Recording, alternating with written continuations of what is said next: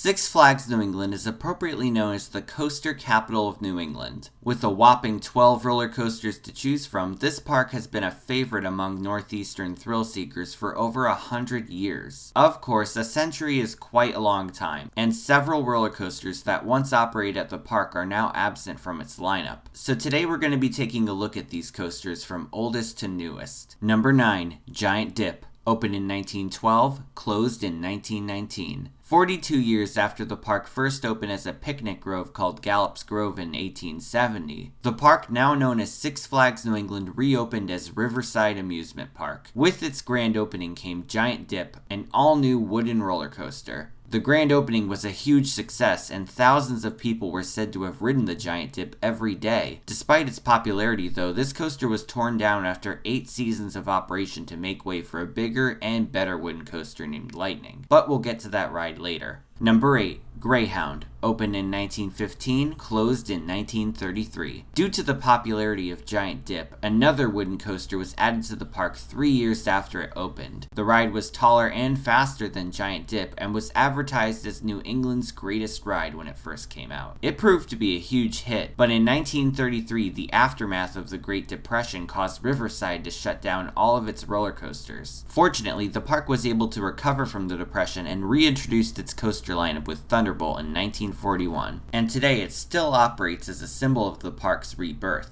Number 7, Lightning. Opened in 1920, closed in 1933. In 1919, the Giant Dip closed to make way for a bigger and better attraction. Long before Lightning Run, Lightning Racer, and Lightning Rod, this roller coaster opened in 1920. It was even more impressive than Greyhound and was said to be the largest and longest roller coaster in the country when it first opened. Its success in the 1920s was unfathomable for the time, but once the 1930s hit, this ride fell victim to the Great Depression much like Greyhound did. Thankfully, photos of this ride still exist, and it's always nice to have extinct attractions archived. Number 6, Whirlwind Racer. Opened in 1928, closed in 1933. This was the last coaster to be built before the Great Depression, and unfortunately I couldn't find any pictures of this ride, so there really isn't much to say about it. The only thing that was known about it is that it was designed by Henry G. Traver, who would later help design the Thunderbolt years later. One can only assume it was a racing coaster based on the name alone, but without any photos, this coaster remains an elusive part of the park's history.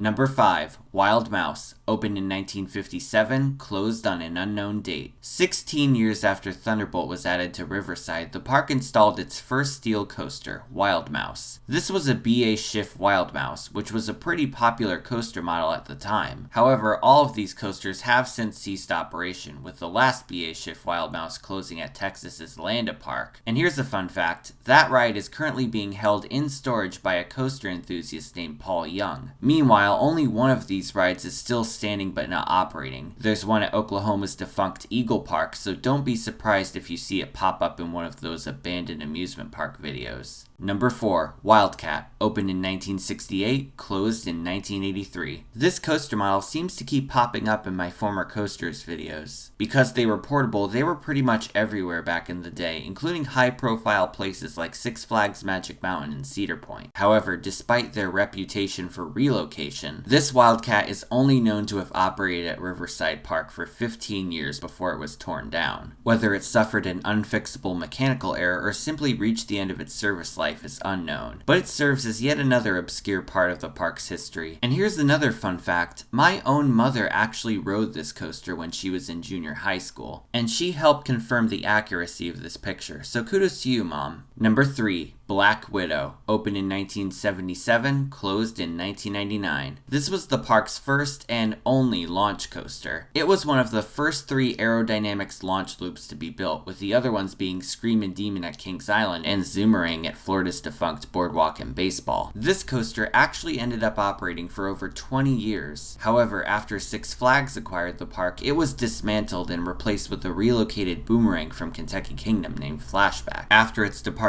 from the park, park, Black Widow was put into storage at Indiana's defunct Old Indiana Fun and Water Park. Officials actually planned on reopening this park with Black Widow and several other coasters, but those plans never ended up happening, so the ride was eventually scrapped by an independent contractor in 2003. Now there's only 3 of these launched loops left in the world, so if you can get on any of them, consider yourself lucky. Number 2. Little Rickie's Little Twister. Opened in 1978, closed in 1999. This was yet another Alan Herschel Little Dipper that was pretty much the go-to attraction for small children back in the day. However, in 1996, the Great Chase, then known as Rolling Thunder, was added and pretty much made this coaster obsolete. It was clear that once Six Flags bought the park, they didn't see the need for more than one kiddie coaster, so they sent this to Old Indiana Fun and Water Park with Black Widow, only for both coasters to be scrapped. Number 1. The original Cyclone. Opened in 1983, closed in 2014. In 1983, the Riverside Cyclone opened to the public. It was the first wooden coaster to be added to the park in over 40 years and the last one to be built there so far. It was created by legendary coaster designer William Cobb, who also worked on Rolling Thunder at Six Flags Great Adventure and Judge Roy's Scream at Six Flags Over Texas. After years of adding smaller attractions, this $2.5 million Woody was the park's biggest investment in quite some time, and drew massive crowds when it first opened. Unfortunately, over the years, this coaster became known as being violently rough. When Six Flags took over Riverside in 2000, they attempted to make it more tolerable by adding trim sections and shortening the first drop. But this didn't help Cyclone in the long run. After years of poor maintenance, it was shut down in 2014 in order for a massive renovation to take place. A renovation that would forever change this coaster. The fine folks at Rocky Mountain Construction would end up saving the day with their iBox track, and in 2015 this coaster was brought back to life as Wicked Cyclone. An impressive steel hybrid with insane ejector airtime, thrilling inversions, and a buttery smooth track. It just goes to show that RMC is truly a company of miracle workers. Before I sign off, I'd just like to remind everyone that my first meetup is going to be held at Lake Compounce on July 23rd. I am really looking forward to this, and if everything goes to plan, this should be a great day. The park opens at 11 a.m., so I'll be at the entrance at around 10:30. If you want to wear a Theme Park Crazy shirt to the meetup, you can head to my website at themeparkcrazy.com and visit the shop. I'll leave a link for that in the description. If you can make it to Lake Compounce that day, feel free to head on down to the Facebook event page and RSVP, or you can leave a comment saying that you could show up, and I'll look out for you that day. Thanks for watching, everyone. Feel free to subscribe and follow me on social media. I'm on Twitter, Instagram, and Facebook. You could find links in the description. This is Theme Park Crazy, and I'll see you all next time.